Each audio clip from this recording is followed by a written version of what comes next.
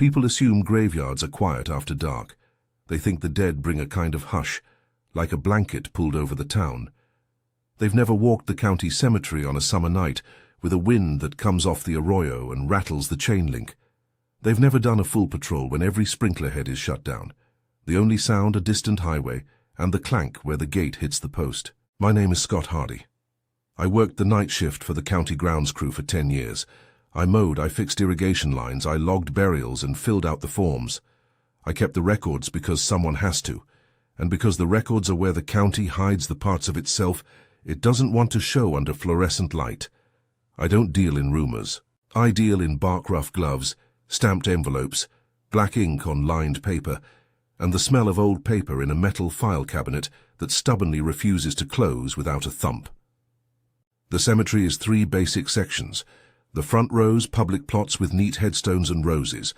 The middle, older plots where stones lean and the grass is thinner. And the back, a place the county started using when things needed to be kept visible but not talked about. There's also a narrow, unmarked strip that runs along an old drainage trench. No stones, only small depressions, and the kind of grass that won't take seed. We called that the unmarked section. Everyone on the crew knew not to make jokes about it. My patrol began at dusk. I checked the fence line, walked the perimeter, looked for trucks or signs of digging. I made rounds to row 18, row 11, row 4, the unmarked trench. Those are the 4 spots that landlords and sheriffs and county veterinarians had all at different times and with different handwriting, circled as unusual. When a storm rolled through, I was the one the county sent out first thing in the morning to see which graves sank and which irrigation heads sprouted new leaks. The ground remembers. If you learn to read the soil, it tells you where something heavy moved or where something hot dried the turf differently. I spent long nights learning to read it. This is not a show, it's not a horror anthology with a narrator trading in jump scares. If you're looking for a ghost story where everything is explained between commercials, you'll be disappointed. I will tell you what I saw, what I was asked to do, and what the files say. Where people describe things using the language of myth, I'll say that the witnesses compared them to things in their own stories. Where an official used blunt language, unidentified, possible canine mutation, cardiac failure, I will quote it. The weight of this job is in the records as much as it's in the nights. If you like accounts that come from the point of view of someone who was there and whose job it was to keep the place clean and accounted for, consider subscribing. I tell these stories because they don't belong in one locked drawer. The first night I ever worked the back row by myself, they sent me with one of the older county vets, a man named Harold Jenkins. He had hands like leather gloves even when he took them off. He showed me a folder, brittle with age, with 3 photos folded inside and a note tacked to the edge in blue ballpoint that read simply, Row 18, 1998. Keep closed. I opened the photos neatly with the caution of someone about to touch a fragile thing. The file was a mix of formal forms and handwritten margins. There was a sheriff's report dated June 12, 1998, that described multiple reports of goat killings on Price property, aggressive behavior observed, unknown predator, 3 men firing at target, scene photographically documented. The county vet's note said, unidentified specimen, possible mutation, body removed for county containment. That last phrase was underlined twice by Jenkins. In the margin of one sheet, in a scrawl I could barely read, someone had written, Nathan bitten, infected, died 6:20. Nathan Price ran a small ranch about 10 miles west of town. He kept goats. He was the kind of man you meet in a small town, and you remember the way he kept his hat low, and how his hands smelled of feed even when he was drinking coffee. The report collects a few local statements.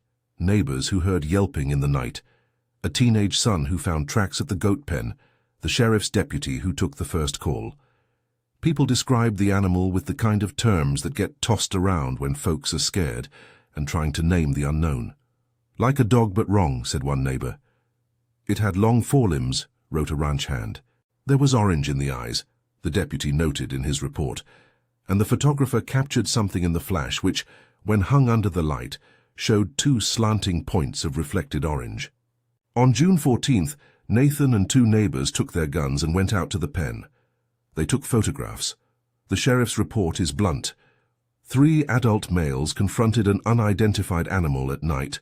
Multiple shots fired. Animal incapacitated. County vet transported carcass for further examination.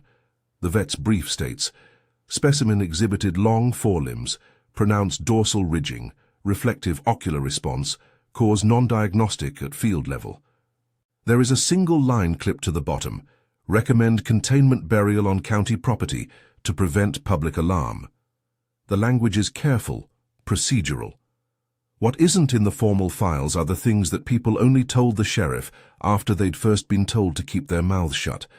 The teenager who found the tracks described them as too long for a coyote, with a stride that somehow looked like it could reach farther than a creature of that size ought to. Nathan's friend said he saw the spine arc in a way that made it look like the animal had ribs like a saw. Those lines are paraphrased in the report as, "Witness described atypical anatomical features." The night the 3 men shot the animal, the air where Nathan's goat pen sits tasted metallic after the shooting, the sheriff wrote. The deputy who took photographs noted in the file that the carcass was bagged and moved in the back of an unmarked county truck. We called it containment. The county called it preservation of evidence. Nathan's bite wound, a puncture through leather, per the coroner's note, got infected.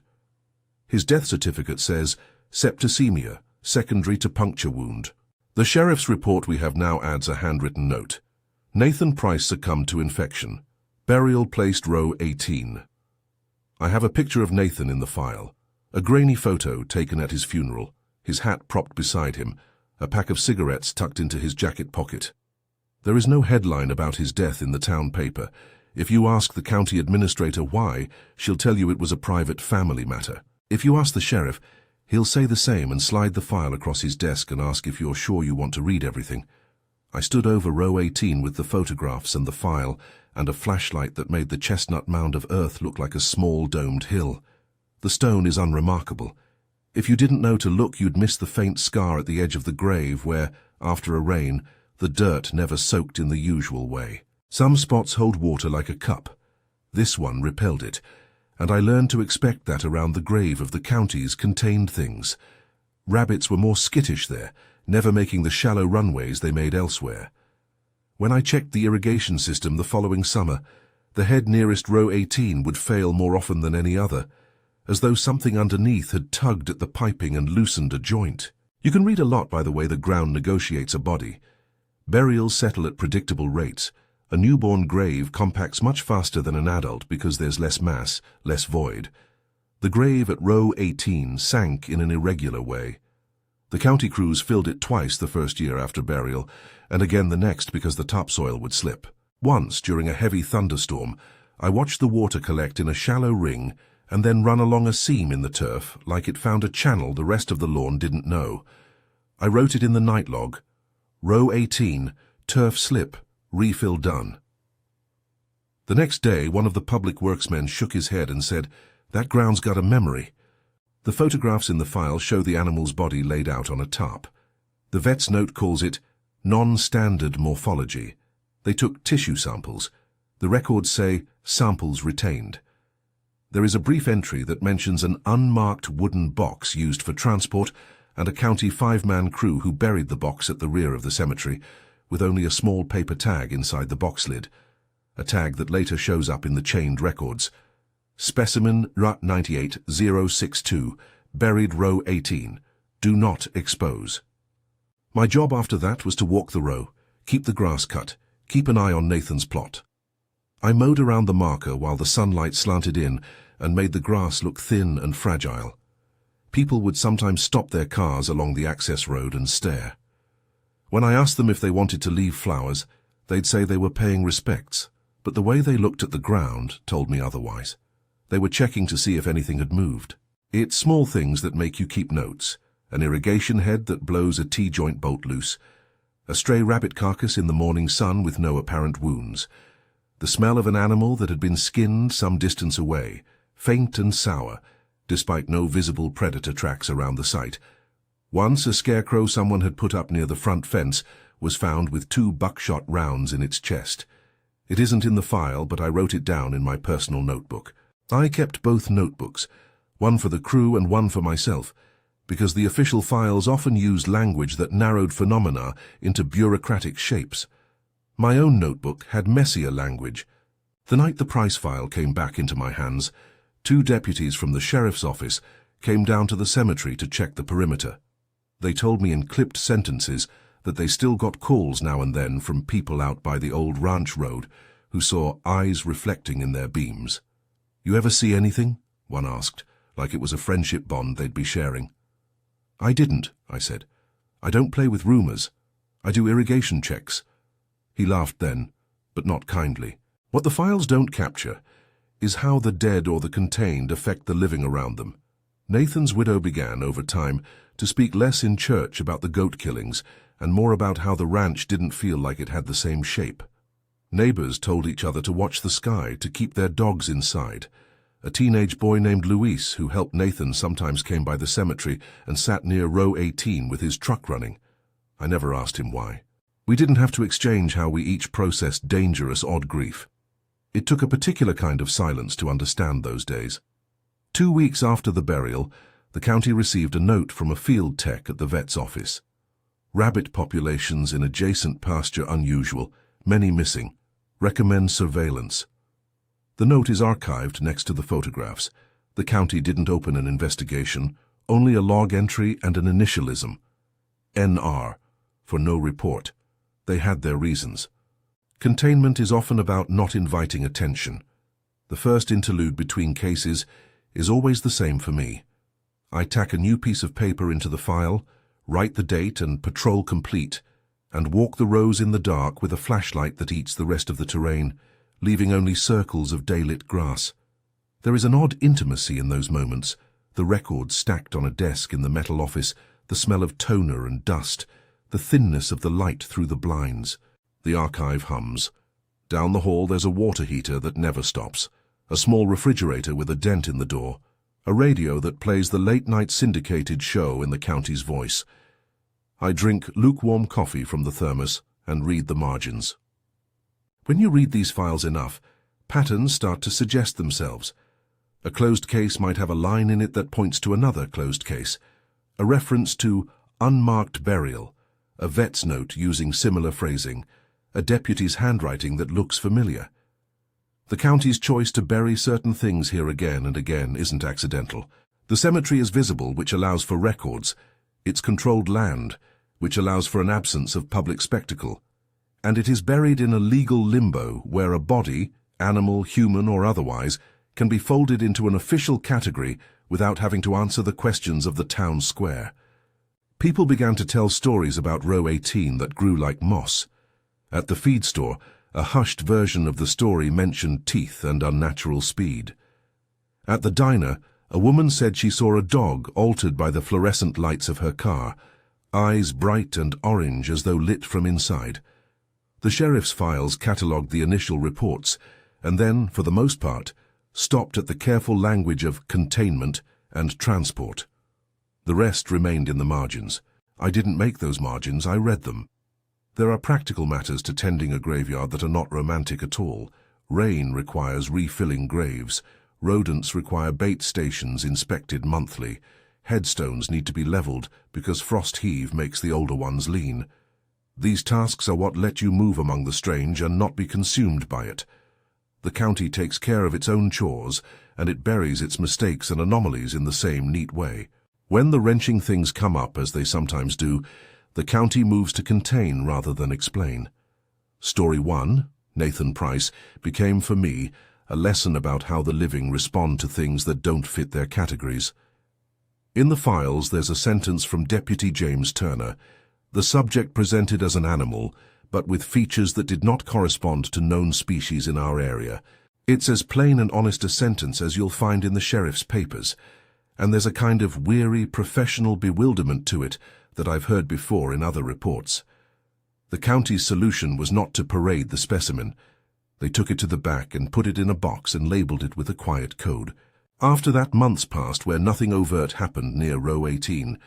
Then there were nights when the irrigation line snapped at dawn and water gushed into a shallow sinkhole that wasn't there the night before.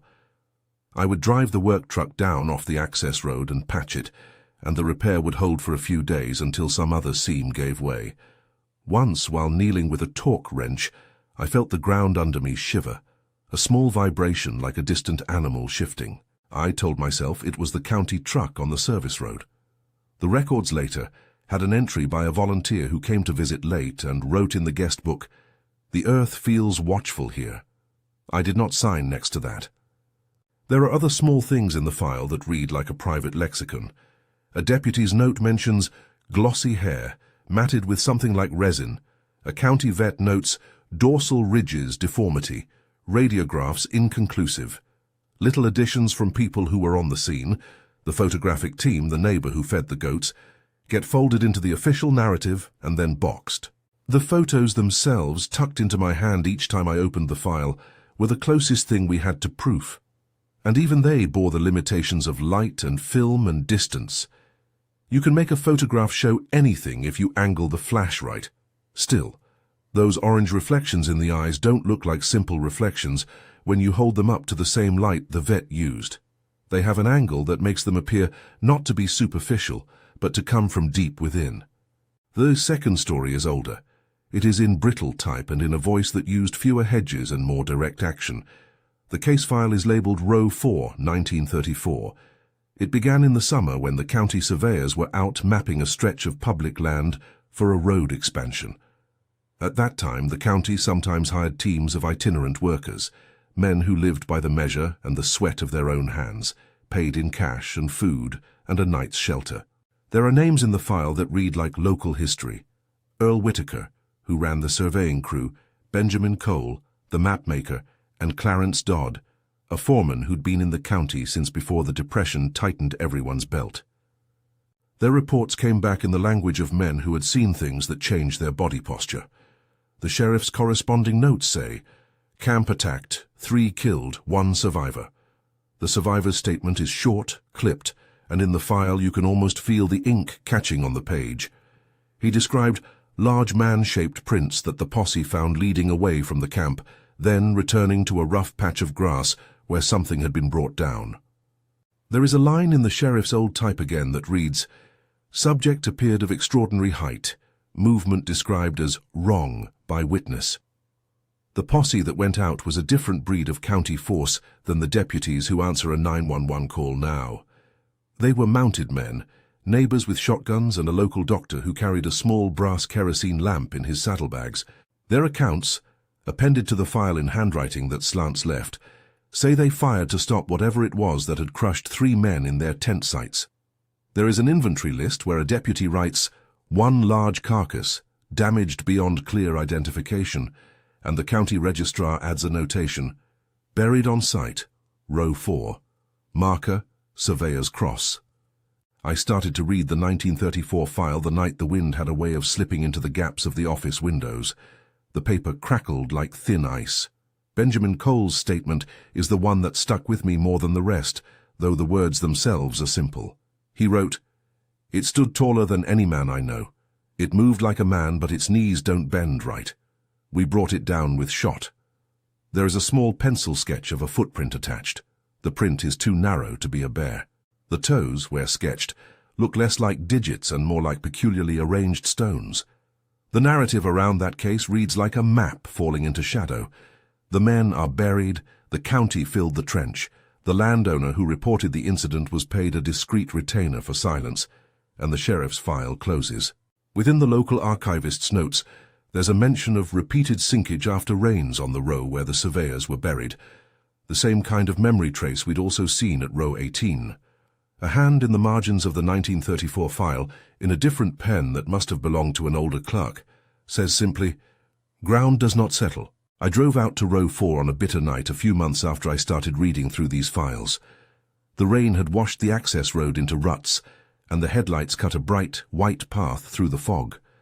Row 4 has fewer stones than the front. A surveyor's marker made of concrete marks the place where the county had put the workers down.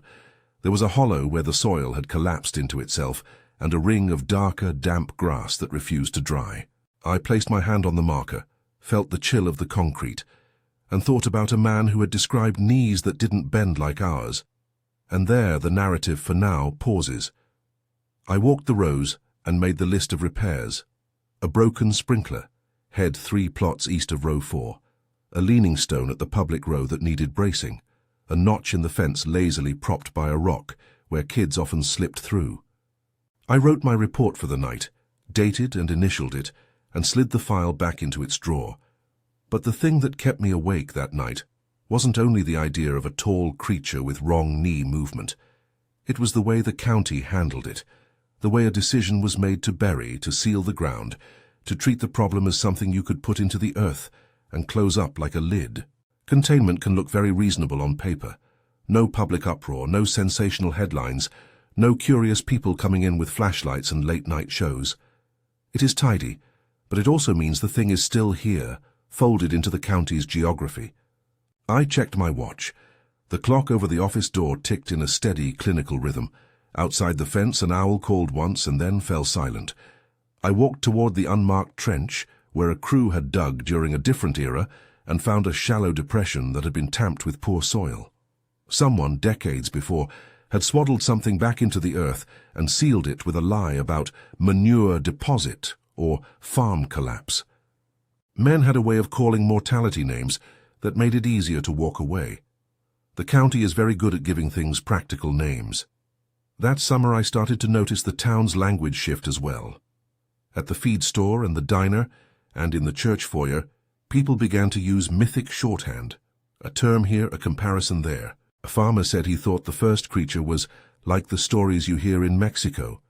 He used a word his abuela used for something that eats livestock, a vernacular that gestures toward a folkloric animal without claiming it outright. A retired deputy muttered a name he had heard from hunters, but then quickly added, "Now look, I don't know if that's right." Those small caveats littered the town's talk like an economy of doubt. People didn't want to own the answer. They wanted a story that fit their fear. Back in the office, I filed away notes. The county's official records were clinical, but the community's law slid into the files like a second handwriting. People left letters in the sheriff's public box. A woman wrote about a tall man in the road who had mimicked voices and walked away. The sheriff of the time wrote it into the docket as unverified sighting. The distinction matters. I had my files, my patrols, my small notebook. I had the flashlight and the torque wrench and the garden spade for leveling. I had the sense that the cemetery existed in 2 registers at once, as a public duty and as an archive of things that had been too strange for the courthouse to want in the center of town. There is a forcing function in burying. You don't have to talk about what you hide when it's in the ground. You can call it containment, call it evidence, call it an oddity, and the town will keep walking past. That night I drove down the dirt road in a truck whose headlights cut the dark into a narrow lane and pointed toward row 4. The files sat in my jacket pocket. The air smelled like rain. There was a moment before the gate where all of the small noises in the world slipped away and the cemetery exhaled. I had read enough to know that the most uncomfortable things were rarely the ones with names nailed on them. Often they were the things you couldn't name and then had to live beside. I clicked the gate shut behind me and started the walk toward row 4. The light on my flashlight had a smear from a fingerprint and made little halos in the night. The loose gravel crunch under my boots sounded like 100 tiny bones. I kept my hand near the wrench on my belt and thought again of the men in 1934 who had stood with shotguns and saddles and a kerosene lamp. I thought about the county's appetite for solving problems by burial. There are a lot of difficulties in burying something you do not understand. For one, it doesn't always stay put. I had not yet reached row 4 when the sound came. It was not a growl. It was not a clear animal sound. It was a ripping, like fabric being torn in slow motion, followed by a low, wet thud as something struck the dirt out of rhythm with the night's steady breathing. I froze. The flashlight's beam wavered as my hand tightened around it. A second later, from somewhere to the east of the trench, 3 sharp noises, not quite gunshots but close, cut through the air. Someone was firing, and the shots were not the casual popping of target practice. They were abrupt and broken up, as though fired by a hand that didn't quite trust the recoil. I didn't run toward the noise. I didn't call out. I did what any groundskeeper does when the shape of an emergency is unknown. I took a careful step, sheeted my beam across the turf, and looked for movement. The world opened in circles of light and then closed again like a camera iris. My heart thudded in the dry place behind my throat. There was a long scrape of metal and a bright sliver of light that wasn't mine. Headlights from a truck at the edge of the service road. And then human voices carrying. "Back up! Back up!" someone shouted. There was the slap of boots and a second sharper shout. "Sheriff's office, keep back!" The night felt like it had been rewritten into an urgent line of action that moved faster than the slow administrative language of the files. I moved toward row 4 with the light held low and the wrench in my hand. The ground around the trench looked older than the rest, tramped down and darker. I could see a thin, dark shape near the surveyor's cross, something limp and folded like a coat. There were men in work shirts clustered at the rim of the trench with flashlights and shotguns. Their faces were pale in the lamplight.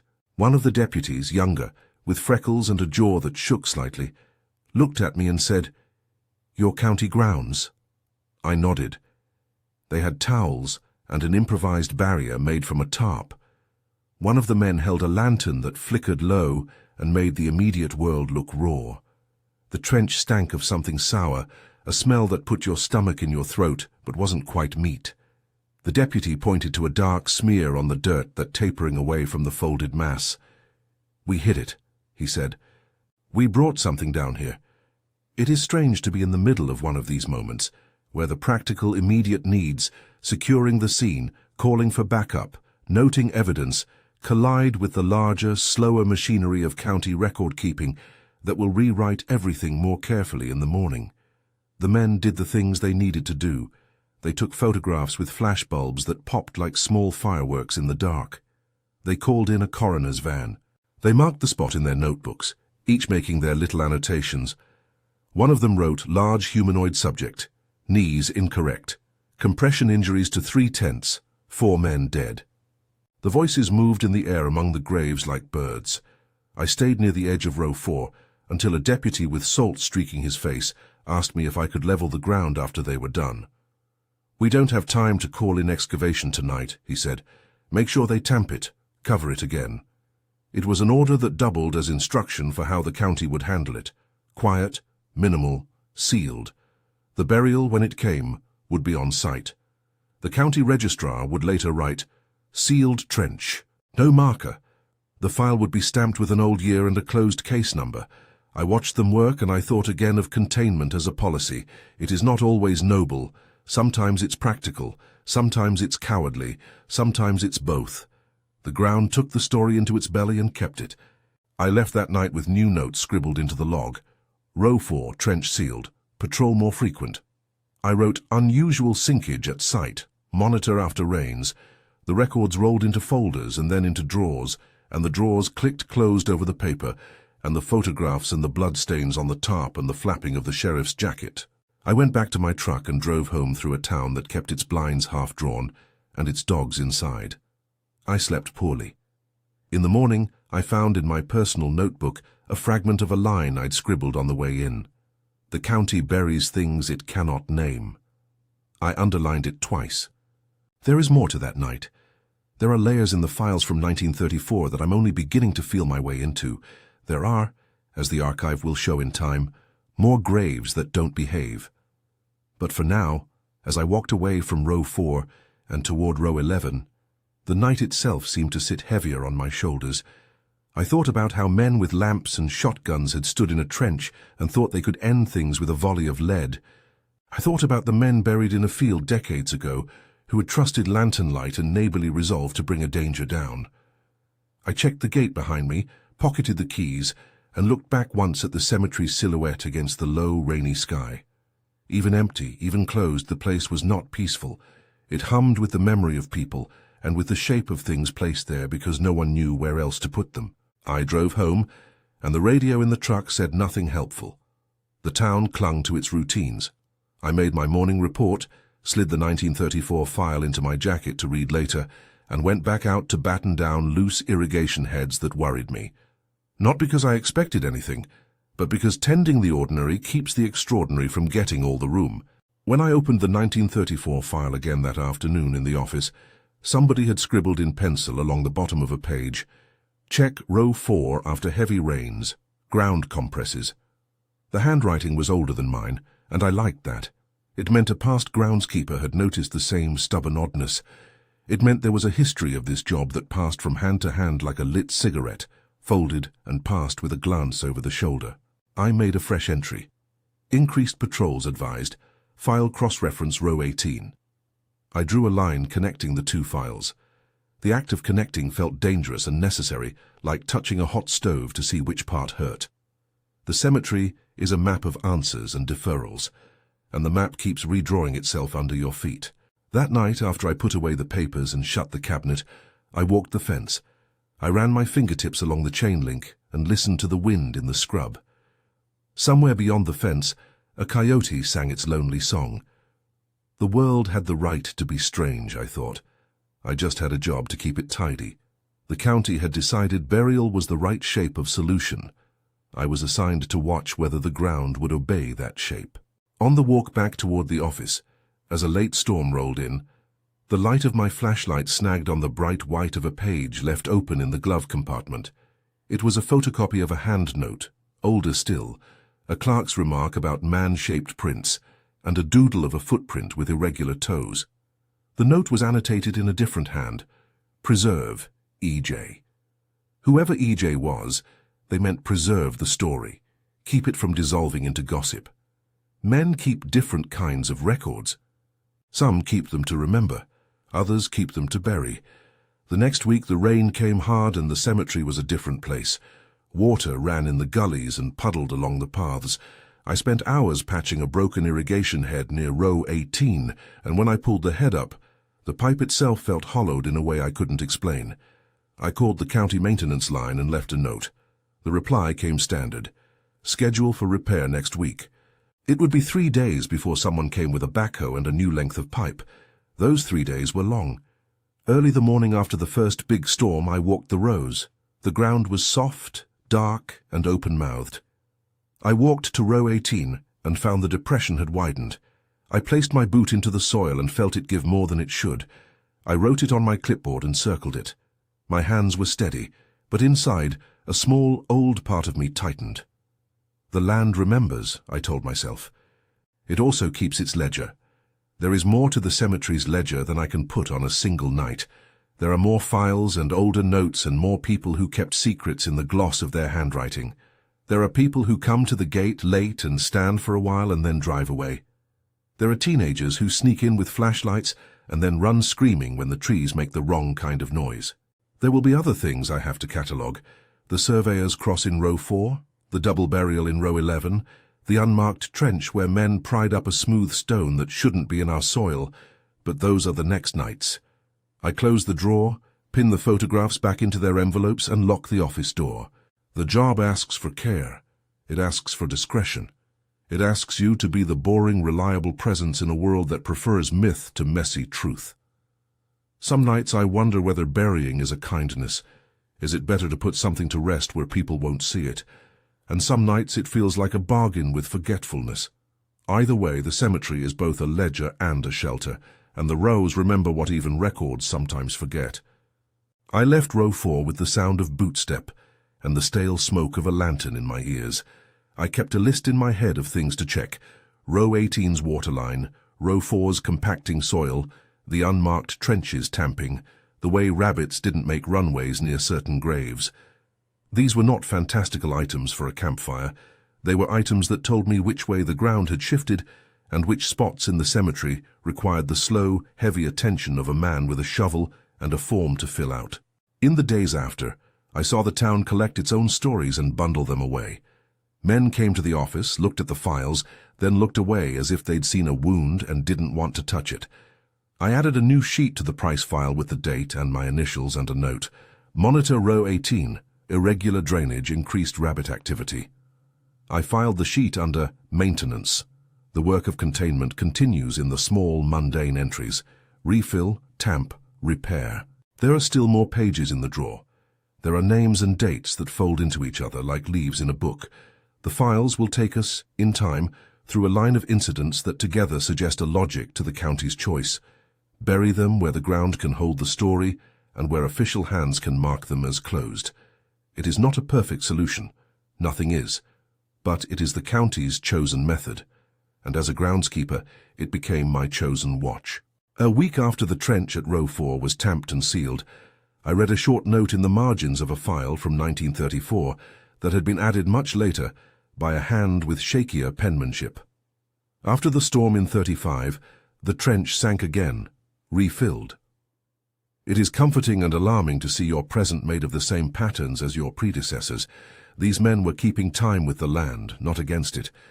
The cemetery keeps what the town cannot answer, and in that way it becomes a ledger of unanswered questions.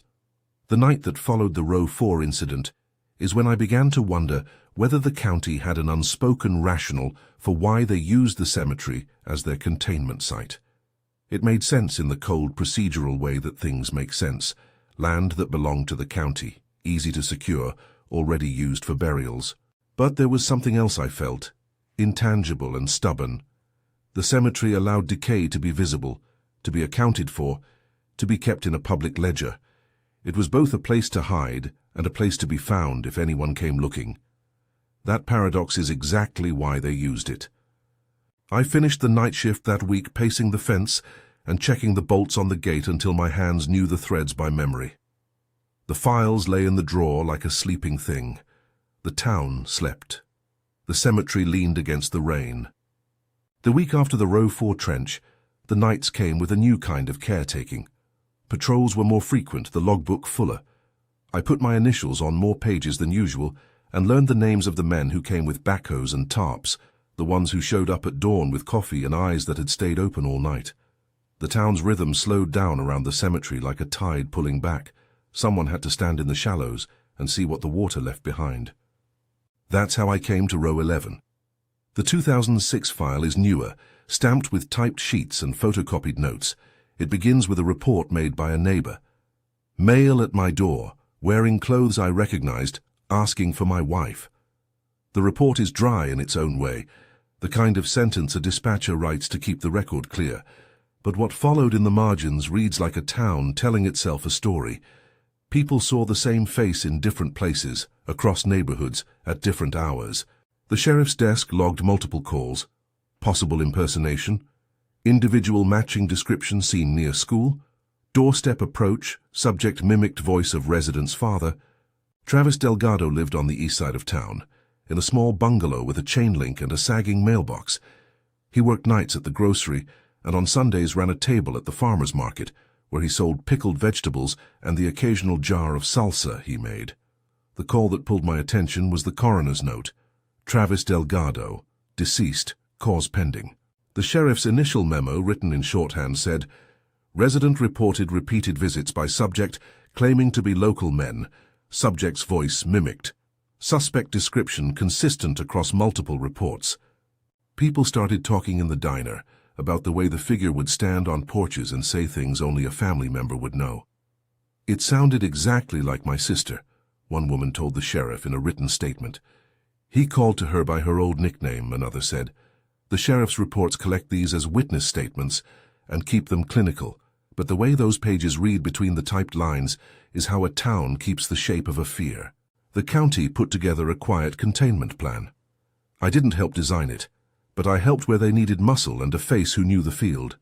Deputies and a small team of volunteers arranged a controlled response.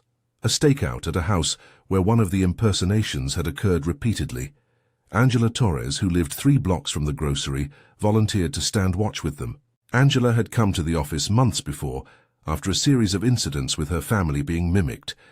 She brought a handwritten note she'd left in the sheriff's box months earlier that said simply, "He came to my door and said my mother had called." Angela's handwriting appears in the file. I don't think he was a person. Her vigil is in the record in the form of a 1-page statement.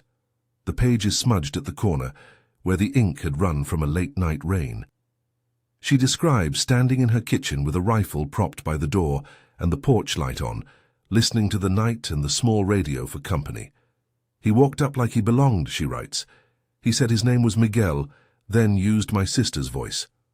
I knew my sister had been in bed." Late that night, a figure did appear under the porch light. The deputies moved fast and clean. No big show, no TV cameras, only a few flashlights and a single gun that fired to stop whatever was walking there. The sheriff's report is clipped. Unidentified subject approached residence. Deputies confronted subject. One shot fired. Individual incapacitated. Deputy safety protocols observed. There is a coroner's addendum that says, deceased male, superficial clothing matching subject description, post-mortem discrepancies noted. The file keeps it clinical, but the talk in town was that 2 bodies were later associated with the marker now in row 11. The county registrar's brief entry is peculiarly discreet. Interment, plot 11A. Primary remains interred. Associated remains interred under marker. See coroner notes. In my maintenance log, I recorded the dates when the crew tamped and retamped that plot, because the compaction was irregular. I walked that row a lot in the months after the event. There is a passage in the sheriff's file where a deputy writes, almost as an aside, subject upon examination presented clothing and identifying features similar to missing person reports. However, anatomical discrepancies observed by coroner, insufficient concordance for immediate identification. A coroner's letter, short with a formal signature, notes additional testing recommended and then a simple administrative stamp. Contained at county cemetery. What struck me more than the technical phrasing was how the town began to call the thing by the kinds of names people use when they're frightened and need a label. At the feed store, an old man muttered a word he'd heard when he was young. At the barbershop, someone mentioned a figure from tales their grandparents told. Folks started using an imported term I've heard used in other places, a name I don't want to repeat as if it were a fact. People said quietly, like those stories, and then added, but I don't know what that is. I kept that caveat in the margins of my own notebook. Town term used, not an identification. Angela ended up coming to the cemetery late one night after the interment. She stood near the marker that had been placed. It's a small grave marker, simple and brushed steel, and stared at it as if trying to see through the metal into the ground. She told me quietly, "Don't let anyone dig that up." Her voice was steady in a way that didn't need explanation. "Some things don't like being looked at twice," she said. I didn't ask what she meant. I logged that she had requested additional monitoring and wrote it into the file. Visitor A. Torres requested vigil. Note, family concerned about duplication. The double thing about row 11 is a kind of bureaucratic oddity that reads worse than the file lets on. 2 sets of remains associated with one marker, one body labelled in the coroner's notes as primary remains, another listed in allied paperwork as associated interment. The registrar's form doesn't explain how 2 sets of remains came to be associated with a single plot. The file's language blunts the stranger edges: coincident interment, identification pending, restricted access. There's an undercurrent to all of this I couldn't put a neat stamp on. Bodies interred together, because the county decided that folding mysteries into the dirt was more manageable than separating them under public scrutiny. It is a practical choice that carries quiet, persistent implications. After the row 11 burial, I started adding one more check to the patrol: listen for echoes. It's odd to think of that as a maintenance item, but the unspent sound of the cemetery changes after certain interments. Voices carry differently. The fence line hums in a particular register. On some nights, the silence itself seems to imitate a human shape. I told myself it was my imagination, and I wrote it down anyway. Note, unusual echoing on row 11, possible cavity underground. The town talked about doubles for a long time afterward. People texted friends to warn them against answering the door to a voice that sounded like a loved one. It's the sort of rumor that both calms and inflames, a rule you tell your kids and a story you tell at the bar. The sheriff's office kept a file, and inside it are the dry facts: locations, times, witness names. Outside the file, the gossip grew into a folk habit. People started locking their doors earlier, calling friends to confirm they'd actually spoken, checking IDs before letting anyone in. I can't say whether that particular set of incidents came from something human pretending to be a human, or from something else using human shapes as a wearing. The files don't decide. They simply record that people died, that the county took custody, and that the cemetery holds what was left. Angela's warning, "Don't let anyone dig that up," stuck with me because it was not the kind of thing a person says lightly. She carried a fear that was both intimate and pragmatic. She didn't want curiosity to become an invitation. Between the person who wore another's voice and the thing that wore an animal's body, there were other small, human ripples. At the farmer's market in the months after, a woman came and stood at my table and told me she had once been told by a relative that some things don't like being noticed. She touched the rim of a pickle jar and left without buying anything. I told her, in the steady voice I used for customers, that I couldn't help with whatever it was she carried. Then I wrote it down. The file in row 11 is full of short, clipped things: stakeout initiated, injuries incompatible with accident, associated interment. They are official phrases that slide across the feel of a story and leave the human noise in the margins. After the duplication at row 11, the town fell into a kind of watchfulness. People locked doors, checked their porch cameras more often, told each other not to answer if the voice sounded odd. The sheriff assigned a quiet rotation of volunteers to check the cemetery at night. I wasn't a lawman. I was the man who knew where the pipes ran and which sod would shift when the graves settled. But that knowledge made me a person people nudged toward when they were deciding who to ask if something needed looking into. There are always quieter notes in these files. A deputy's pencil annotation might say, "Family requests privacy," or "Media discouraged." The county framed these choices as respect for grief and a matter of public safety. What they don't say out loud is that burying something in a place a town already uses for burial allows the county to fold ambiguity into its record-keeping in a way that looks less like censorship and more like stewardship. After row 11, the winter brought wind and a strip of cold that made the chain-link fence bite at your palm. The work felt longer in the dark months, and the files grew thicker. Some of the veterans on the crew told me not to go out alone on the nights when the wind got up.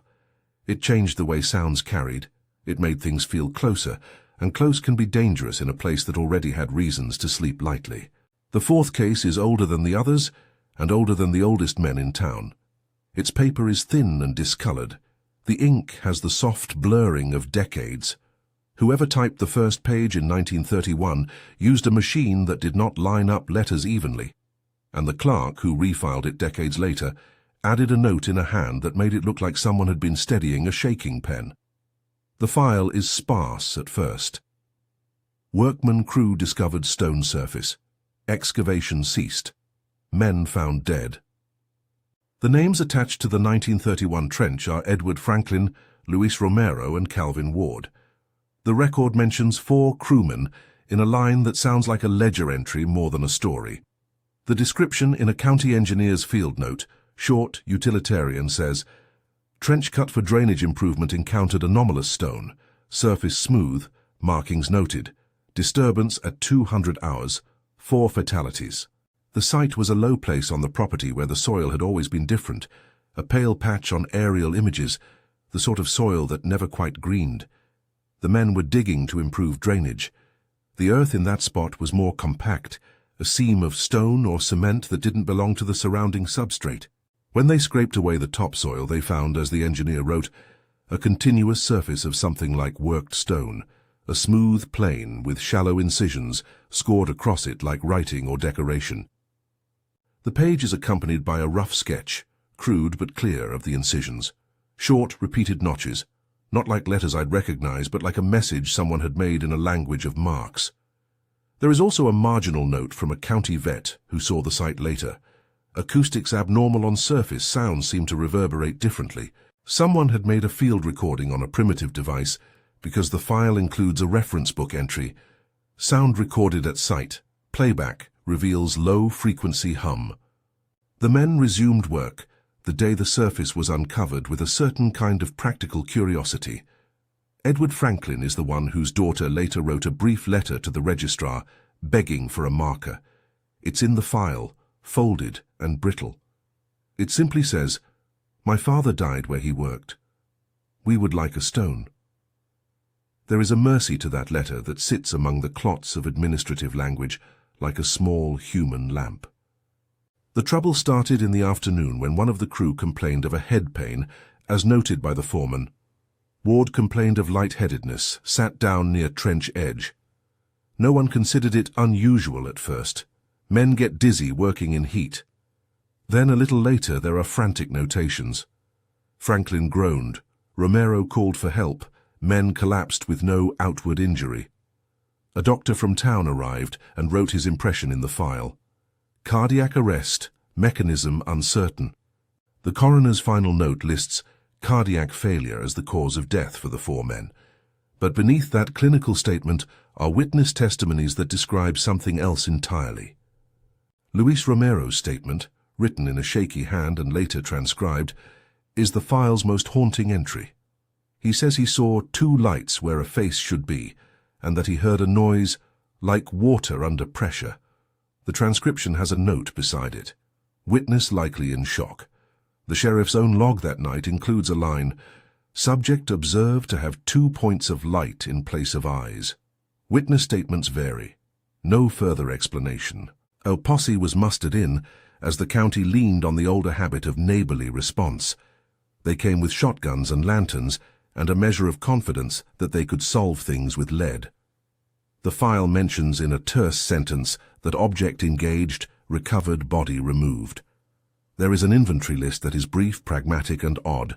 Surface area sealed, trench filled, remains interred in situ, area designated restricted. The county registrar's note that followed says, "Trench sealed, no marker, expand no further."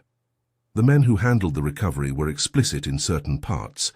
The surface had an odd vibration when they worked close to it. The light from their lanterns pooled differently on the notches. Men who were nearby later told investigators that when something came up from the trench, it sounded like the air itself was being rearranged and made of tiny stones, clacking under tension. There are a handful of lines in the file where the deputy writes without flourish, "It did not look like a man's face." I walked the unmarked trench on a spring afternoon with a photocopy of the 1931 pages in my pocket. The hole in the ground had been filled in decades before, and the topsoil had been tamped down amateurishly, as if the men who filled it had been in a hurry. Where the ground had been broken, there was a ring of grass that took longer in the season to green. I sat and put my palm flat on the surface and felt a coolness just under the topsoil, as if something beneath were keeping a different temperature. A volunteer who'd helped with small repairs decades after the event had left a handwritten note in the file. "When I was a kid, I could see shimmer on that patch when sun hit it right. People set small things down quietly in that place. A jar of coins once left there by a traveling man. A cross made of 2 sticks someone had lashed and put in the earth. Men leave little things where the world has taken more than it gave." The recovery team reported bringing something up that looked like a mass of fibrous matter. A dark mass of material that did not resolve into anything recognizable. They wrote it in oblique language. "Recovered material non-anatomical, degraded, removed, buried on site." There are photographs in the file, low-quality black and white images shot by moonlight and lamplight. The images show men with hands on shovels and a dark smear in the trench. The vet wrote in blunt terms, "Samples taken, decomposition atypical." The samples were logged and then, as the notes say simply, retained. The coroner's technical findings, the official death certificates for the men, list heart failure. But if you read the files in sequence, you see the overlay of official verbiage and human testimony. A deputy's note after the autopsy says, "Witnesses described eye luminescence, caution advised, sight sealed." Another adds in pen, "Soldiers once called it the wrong eyes." That later note is an opinion in the margins, not a piece of evidence, but it registers a pattern in how people tried to name what they'd seen. The county's response was pragmatic. They did not hold a public excavation to parade what had been found. The land was county-owned. They filled the trench and tamped the soil, then buried what they'd recovered in the shallow cavity and sealed it as part of an unremarkable sanitation project. The registrar's entry is precise in its own way. Sealed trench, restricted, no marker placed. There is an economy to the phrasing that hides how persistent the memory of that place was. Years later, when I walked that stretch and let the flashlight sweep low, the ground gave a slightly different sound under the tires, a hollow, then a firm bite. On nights when the wind was right, you could hear something like a low, distant tapping come from where the trench lay. People who live near the cemetery sometimes call it the pocket of silence and tell their kids to keep away. At town meetings, the municipal folks refer to unforeseen subsurface, and in grant applications they rewrite it as legacy infrastructure. The language curates the memory into something fundable and forgetful. For me, each of the 4 sites became a way to read the land like a patient chart. Row 18 kept the animal's story in its failing irrigation head and in the orange shine in an old photograph.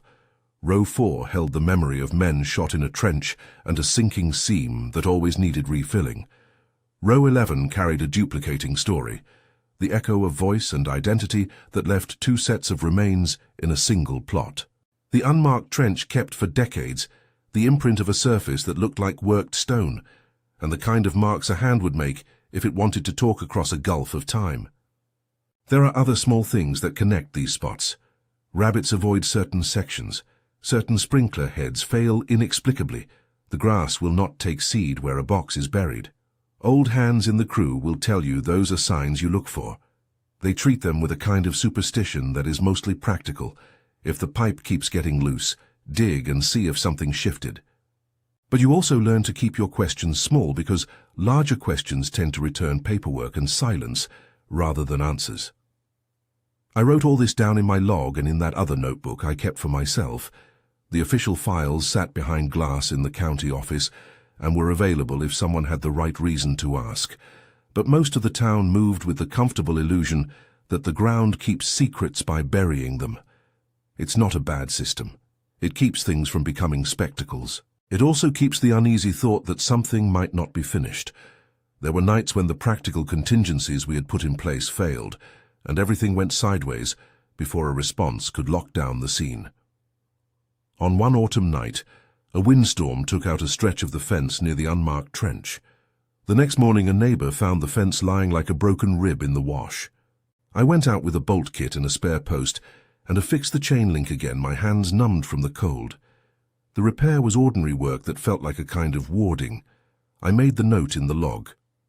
Post replaced, bolt tightened, check gate, and thought with a private unease of the way a small gap invites curiosity. I never once had anything come after me in the dark when I walked alone. That is not a claim I make for anyone who stood watch after row 11. People have different tolerances and different intimacies with the dark. My relationship with the cemetery is workily. There are things to be fixed and forms to fill. But you learn to notice the differences. You learn the exact pitch of a fence clank at midnight and what a rabbit's panic sounds like when something bigger than a coyote is passing through.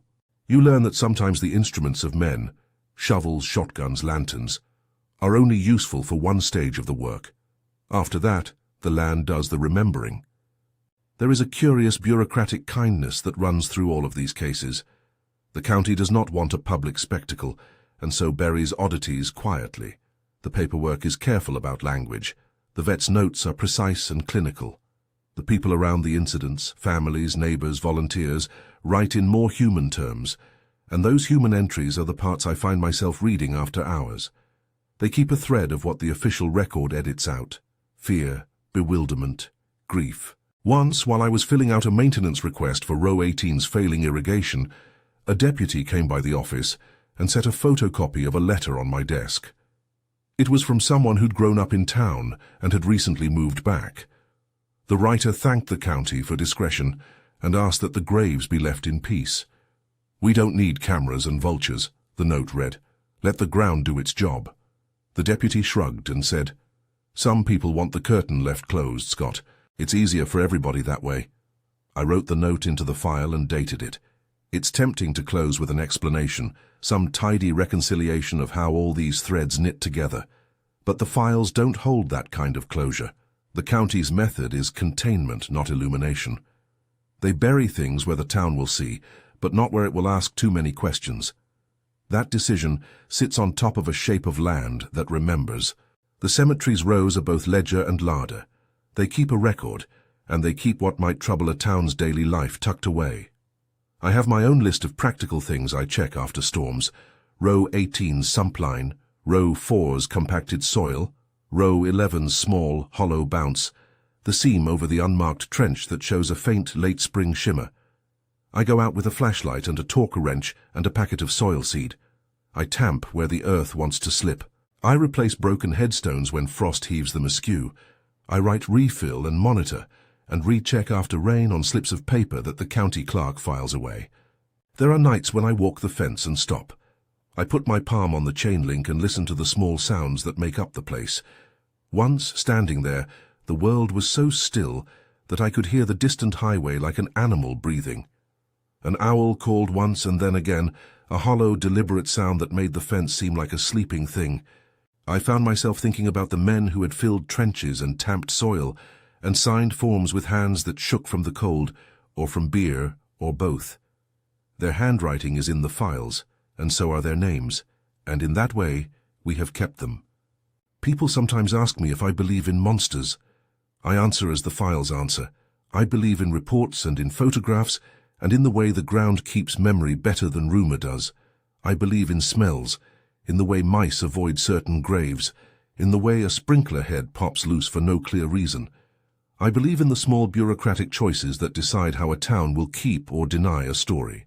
Whether those things are monsters in the sense of imagination is a question that the records are not designed to answer. On good days, the work is humdrum. On worse days, you stand in the dark with a headlamp and feel the small hairs on your arms rise and do ordinary things anyway. Level a stone, tighten a pipe, write the date in the ledger. Those ordinary things are what let us keep going. They are what allow a town to hold its life together and its stories under the thin skin of order. I don't share these files to scare people. I tell them because the county put those things where the town could find them if it needed to, and because a life of looking at the margins teaches you to notice patterns. Here is what the records repeated like a chorus: unexplained violence or collapse, witness testimony using local vernacular and comparison to known tales, county decision to bury rather than broadcast, a subsequent sediment of small oddities, soil behavior, failed irrigation, nervous animals, that mark the site as different. I lock the office at the end of my shift, key turning with a dull thud I've come to expect, and at night I walk the access road and close the gate, listen to the chain settle, and look out over the stones. The cemetery is not a sanctuary in the sentimental sense. It is a working place where the county does an uncomfortable job. It keeps things in sight, but out of the way. That difference matters to the people who have to live with what is buried there. If you've stayed with me this far, you've heard 4 stories: the animal at Price's Pen, the trench with the tall thing in 34, the doubling at row 11, and the sealed trench from 31 with the strange stone and the 2 lights for eyes. They are tied together by what people wrote and by what the ground remembers. They are tied together by the county's choice to use the cemetery as a place of containment rather than display. The next time it rains, go by the fence and watch how the water moves. Some places drink, some repel, some hold their record like a bruise. My watch continues. I keep the log updated. I keep my own small notes in a notebook I've carried through those 10 years. Names, dates, a quick sketch where I think a pipe might have been tugged. I will keep going until someone else takes my place, or until I'm too old to remember which screws go into which headstone. Sometimes I envy people who have no idea what the cemetery holds. Other times I feel a certain satisfaction in being the one who knows where to look when the land shifts and the ground complains. Tonight I walked the fence again, the wind off the arroyo cold enough to make my cheeks ache. The gate clicked against the post. The flashlight panned low, catching the shine on the grave markers, and a bakery of moths around the porch light of a house across the road. The rainwater had collected in the hollow over row 18 and made a small obstinate pond that refused to go anywhere. I half expected to see the orange reflection that showed up in those old photographs, but the water only reflected a grey sky and the metallic flash of my beam. Before I shut the gate, I looked back one last time. The cemetery was a black silhouette against the town's distant lights, rows folding into each other like the pages of a heavy book. There are things in these rows that would make a headline or an argument if dragged into the light, but the county chose a different path. It chose a ledger, a ceiling, a slow tending. That choice has consequences. It's a choice that leaves me walking the perimeter with a wrench and a logbook and a picture of a man in my pocket. If you have ever watched a place and learned its small movements, You know what I mean when I say the ground remembers. It will not tell you everything. It will, however, betray the places where it has been disturbed. If you have an encounter or something you've noticed in an old cemetery, leave it in the comments. I read them. The county keeps its records, and sometimes the town keeps its stories. We all need to watch our margins. Share what you know if you can, but be careful with curiosity. Some things prefer not to be uncovered.